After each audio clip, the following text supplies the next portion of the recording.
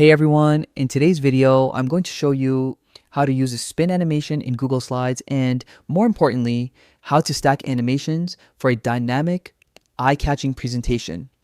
Whether you're a student, teacher, or professional, this quick guide will make your slides stand out. First, open your web browser and head over to Google Slides. Make sure you're signed in so you can access your presentations or start a new one. Once you're on the homepage, click Blank Presentation to start fresh. Starting with a clean slate helps you focus on learning animations without distractions. Now, take a quick look at the toolbar at the top. This is where most of your magic happens. Click on Insert, then select Animation from the drop-down menu.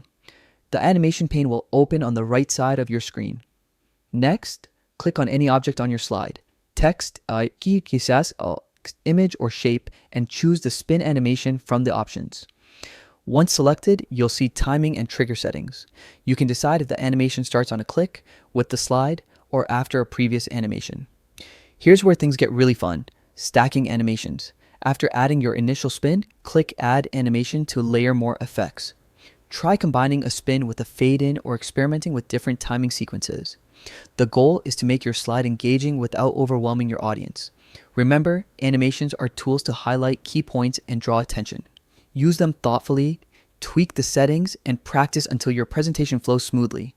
And there you have it, a full guide to using the spin animation in Google Slides, including stacking animations for maximum impact. Play around, get creative, and most importantly, have fun bringing your slides to life. Thanks for watching, and happy animating.